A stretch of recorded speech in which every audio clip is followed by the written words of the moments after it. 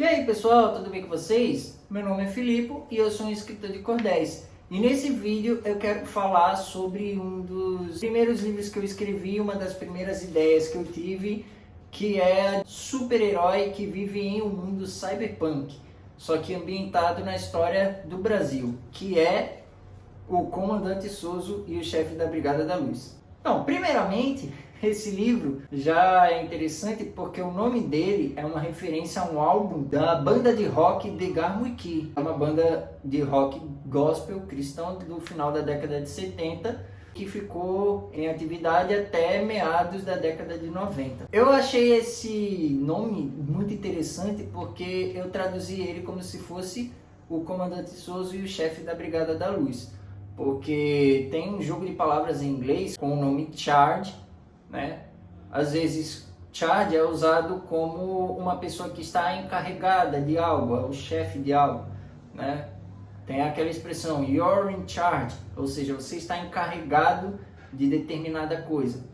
Então eu vi charge como se fosse ali o chefe, né? O encarregado. Brigada da Luz, né? Que eu li Light Brigade e eu entendi como se fosse Brigada da Luz, mas na verdade esse livro se refere a um poema inglês antigo, que na verdade não é o chefe da Brigada da Luz, mas sim o ataque da Brigada Leve, porque light também significa leve e charge também significa ataque, passa a ideia de um ataque fulminante, uma investida, que é um poema militar que fala de um exército que recebeu uma comunicação errada ali do seu comandante e a cavalaria leve, né, a brigada leve, acabou seguindo essa ordem inquestionavelmente, mesmo que fosse uma ordem suicida, porque a ordem do comandante foi que essa cavalaria se jogasse para cima do destacamento de infantaria pesada do inimigo, que tinha mosquetões, estava armado com armas pesadas e tal. E esse pessoal, mesmo sabendo que se fizesse isso ia morrer, seguiram as ordens do capitão meio que inquestionavelmente. Eu acredito que esse álbum pega esse poema e faz meio que uma analogia com a vida cristã, né? Da gente seguir as ordens do Senhor Jesus sem questionar, né? Mesmo que pareça loucura. Então é algo que faz essa analogia. Eu não sabia disso, eu traduzi de maneira errada, mas mesmo assim eu fiz pensando que era realmente isso. E o Comandante Soso é um livro muito grande, muito cheio de informação. Ele é um livro que realmente, se eu fosse destrinchar cada aspecto dele, eu ia demorar vários vídeos para poder fazer isso, mas eu vou fazer um rápido resumo da história. A história começa, como eu falei no outro vídeo, com uma alusão a Daniel 3, em que você tem uma situação em que todo mundo está se prostrando perante uma estátua, nesse caso a estátua de Zumbi dos Palmares, e você tem uma pessoa ali, um cristão, que diz que não vai fazer aquilo porque só Jesus merece ser adorado. E é interessante porque ele é condenado à morte por um homem de branco misterioso, que é meio que o líder dessa seita de adoradores. E depois a gente descobre que eles são meio que canibais, né? Eles seguem os preceitos e valores dos antigos índios tupis canibais. É meio que uma seita secreta que quer trazer de volta essa cultura indígena clássica para o Brasil. Faz meio que uma ligação com grupos que querem fazer isso hoje em dia, que querem revitalizar as antigas práticas indígenas sem julgar o que deve realmente se adaptar à nossa cultura moderna e o que não deve.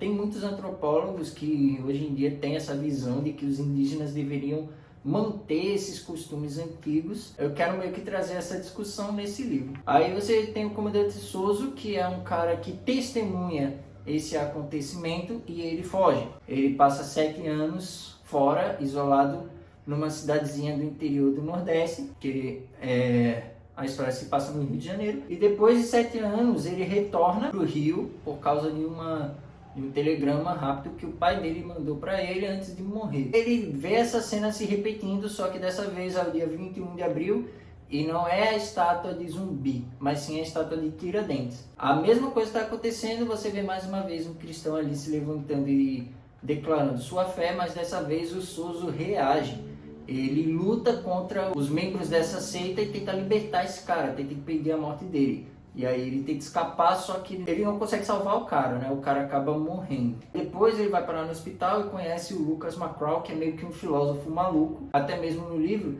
eu falo que o Lucas Macraw remete muito à figura do Olavo de Carvalho. Meio que é uma homenagem a ele. Esse Lucas Macraw tem uma filosofia maluca chamada de luquismo. O principal ponto dessa filosofia é a ideia de que os 3 impérios da América do Sul, o Azteca, o Inca e o brasileiro, devem ser revividos. O Azteca, com extensão territorial que pegasse o México e todos os países da América Central. O Inca, que se estenderia da Venezuela até a Terra do Fogo. E o brasileiro, que seria o Império Brasileiro como ele era, né? Com sua extensão territorial e tal. E é interessante porque ele diz que as 3 famílias reais que deveriam reinar sobre esses 3 impérios seriam os Condorcanqui, para o Império Inca, os Montezuma para o Império Azteca e os Orleans e Bragança para o Império Brasileiro. E todas essas 3 famílias reais estão vivas e muito bem hoje em dia. Os Montezuma descendem de Montezuma, o último imperador azteca, os Condorcanqui descendem de Tupac Amaru, o último imperador inca, e os Orleans e Bragança descendem dos 2 Dom Pedros. Então é muito interessante porque esse plano dele meio que poderia acontecer na vida real. Essa é toda a ideia do livro, né? Porque eu sou monarquista e eu realmente acredito que seria melhor para a América do Sul se esses impérios voltassem a existir.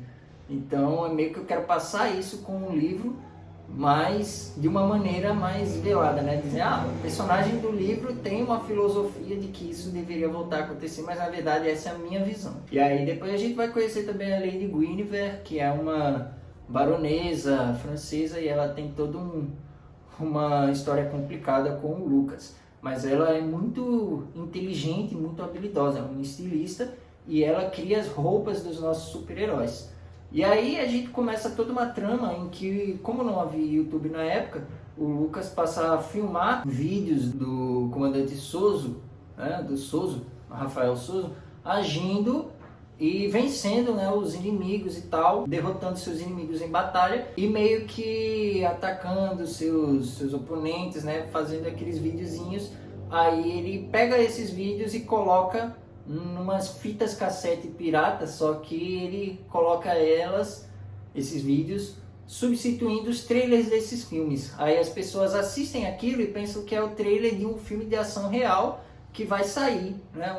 Um filme de ação no estilo daqueles do Schwarzenegger, do Stallone, do Jean-Claude Van Damme, do Chuck Norris e assim por diante. O pessoal pensa que é um filme de ação real com aquele super-herói que vai sair nos cinemas. É interessante porque tá mais uma vez pegando o contexto da época, né, da década de 80, início da década de 90, que esses filmes de ação eram muito famosos, faziam muito sucesso. E a trama toda vai evoluindo para o Soso eventualmente enfrentar o Homem de Branco no final. Quando ele enfrentar o Homem de Branco no final, vai ter um grande finale, né, que eu não vou contar, mas que vai ser muito interessante, muito emocionante. Eu acredito que vocês vão gostar muito. Para ficar por dentro disso, vocês precisam continuar acompanhando os novos capítulos desse que é o meu maior livro, o livro mais grosso, né? O livro grande mesmo, que é o Comandante Soso. Ele já está com 44 páginas. E eu duvido que vocês encontrem outro cordel que tenha esse tamanho. Mas para vocês continuarem acompanhando esse livro, vocês precisam ficar por dentro de tudo que eu lançar aqui no meu canal. Então curtam esse vídeo, comentem, compartilhem, se inscrevam e ativem o sino das notificações para não perder nenhum vídeo, porque os próximos capítulos dessa história eu acredito que serão bem emocionantes. E é isso aí, pessoal, muito obrigado, tchau.